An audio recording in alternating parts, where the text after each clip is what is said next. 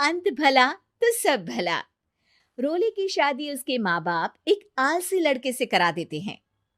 चलो, रोली की शादी हुई और हमने गंगा नहाई। और क्या, बेटियां तो होती ही हैं बोझ। हाँ, पर अब क्या चिंता, उतार तो दिया बोझ तुमने, अब वो लोग समझे। ससुराल में रोली का पति कहता है, देखो, मैं कोई काम नहीं करता, ये बात तुम्हारे मम्मी पापा को बता दी थी मैंने। अब जो किराया आता है दुकान का, उसी से घर का गुजारा करना है। कभी भूल से भी कोशिश ना करना किसी चीज की डिमांड की। क्या मम्मी पापा को पता था कि आप कोई काम नहीं करते? और क्या, बड़ा अच्छे से पता था। उन लोगों को तो तुम बोझ लगती थी, बोल रहे थे कि बस शादी कर लो और कोई मतलब नहीं है। रोली को यह सुनकर बहुत गुस्सा आता है, लेकिन करती भी तो क्या, क्योंकि वो जानती थी कि उसके माता पिता ऐसे ही हैं। जैसे तैसे रोली दिन काट रही थी। रोली को एक प्यारी सी बेटी होती है। धीरे धीरे वो बड़ी होती है और उसके साथ उसकी जरूरतें भी बढ़ती जाती है। सुनिए जी, अब तो सिमी बड़ी हो रही है, उसका स्कूल में दाखिला कराना है। मैंने अब तक तो जैसे तैसे समय काट लिया, लेकिन मैं बच्ची की परवरिश में कोई कमी नहीं रखूंगी। अरे क्या है यार, अब तो लगता है कोई ना कोई काम ढूंढना ही पड़ेगा। अब पति रोज काम की तलाश में जाता और बिना किसी काम के वापस आ जाता। रोली समझ जाती है कि पति के अंदर अब काम करने की क्षमता नहीं है।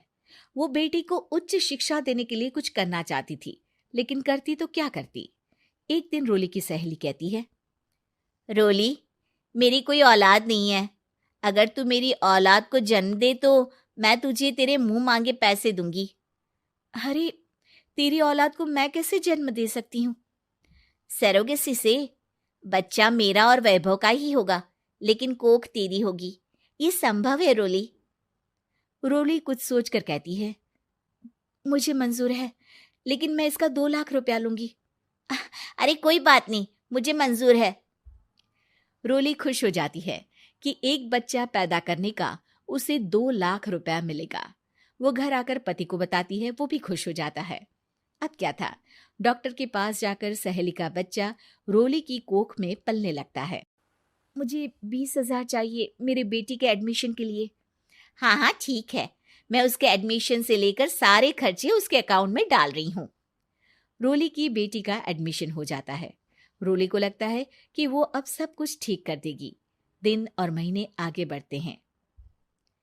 अब एक दिन, एक बात कहूं जी, काश इस बच्चे को मैं रख पाती।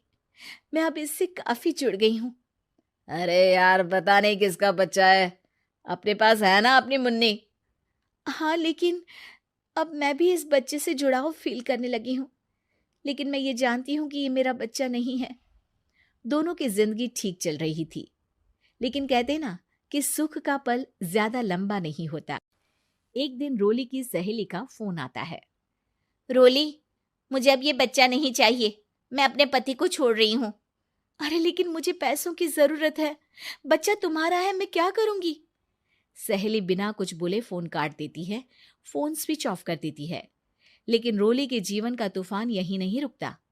रोली, मैं इतना भार नहीं उठा सकता। आज पढ़ाई का पैसा मांग रही हो, कल को शादी, कॉलेज और पता नहीं क्या क्या। मैं तुम्हें छोड़ रहा हूँ, अपनी बच्ची उठाओ और निकलो इस घर से। अरे पर मैं कर तो रही हूं ना बच्चे के लिए काम, आप आराम से रहिए ना। क्या काम कर रही हो, देख रहा हूं मैं। ये छोटा शहर है, यहाँ लोगों को बात बनाते वक्त नहीं लगता। तो मैं क्या करूं? ज्यादा पढ़ी लिखी नहीं हूं, कैसे घर के खर्चे चलाऊं? और आप तो काम करना ही नहीं चाहते। हाँ, ना चाहता हूं और ना ही करूंगा। रोली को पति की बात पर काफी गुस्सा आ जाता है। ठीक है, अगर मेरे जीवन में संघर्ष ही लिखा है तो वही सही। इस वक्त पति होने के नाते आपको मेरा साथ देना चाहिए था, लेकिन नहीं, आपने तो इस हाल में मुझे घर से बाहर निकालने की बात कह डाली। देखो, ये सारी फालतू की बातों के लिए वक्त नहीं है मेरे पास। रोली, जिसकी कोख में किसी और का बच्चा था और साथ छोटी सी बेटी, पति का घर छोड़कर रास्ते पर आ जाती है। रोली के पास मायके के सिवा दूसरा कोई रास्ता नहीं होता। अरे रोली कैसी है? कितने दिनों के लिए आई है? हमेशा के लिए माँ। वो माँ को सारी बात बता देती है। ओए लड़की, इतनी हिम्मत का काम कर लिया। अरे ना ना, यहाँ कोई जगह नहीं है। तुम तो अपना बोरिया बिस्तर उठाओ और निकलो यहाँ से। रोली के पास अब मायके का रास्ता भी नहीं बचता। वो चुपचाप बच्ची को लेकर जा रही थी कि उसे दर्द होता है और वो डॉक्टर के पास चली जाती है और फिर वहां वो एक प्यारे से बेटे को जन्म देती है। कितना प्यारा है, कितने अभागे हैं इसके माँ बाप जो इसके पैदा होने पर भी नहीं है। तभी वहां डॉक्टर आ जाती है। रोली, बच्चे के पिता तुमसे मिलना चाहते हैं। आपका बहुत बहुत शुक्रिया। मैं इस बच्चे को पालूंगा, भले ही इसकी माँ ने इसे छोड़ दिया हो, पर मैं अपनी जिम्मेदारी निभाऊंगा। तो क्या आप मुझे इसके पैदा करने के लिए जिन पैसों की बात हुई थी वो भी देंगे?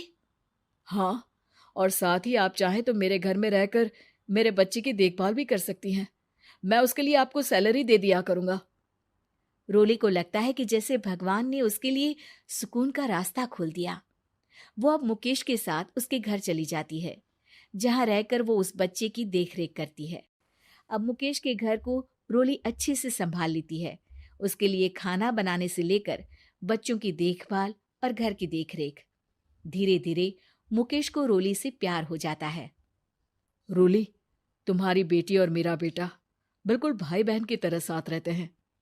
हाँ, आखिर है तो एक ही कोख के बच्चे, अटैचमेंट तो होगा ही ना। रोली, तुमने घर और मुझे दोनों को संभाल लिया। ये तो मेरा काम है। आपने भी तो मुझे छत दी जिससे मैं अपनी बेटी की पढ़ाई और भविष्य के लिए पैसे जोड़ सकूं। अब रोली, क्या तुम मुझसे शादी करोगी? अब मैं जानता हूं तुम्हारी भी शादी कुछ खास अच्छी नहीं रही। रोली को मुकेश की बात ठीक लगती है।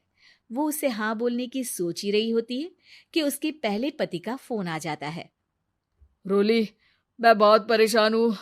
मेरा एक्सीडेंट हो गया है। मैं चाहता हूं तुम वापस आ जाओ। रोली को पुराने पति की चिंता होने लगती है। वो सोचती है कि वो क्या कर रही थी। हाँ हाँ ठीक है, मैं आ रही हूँ। हाँ रोली, आ जाओ, लेकिन बच्ची को कहीं हॉस्टल में छोड़कर आना, क्योंकि मैं नहीं चाहता कि हम लोगों के बीच फिर से वो सारी बातें हो। रोली को समझ आ जाता है कि पति आज भी सुधरा नहीं है।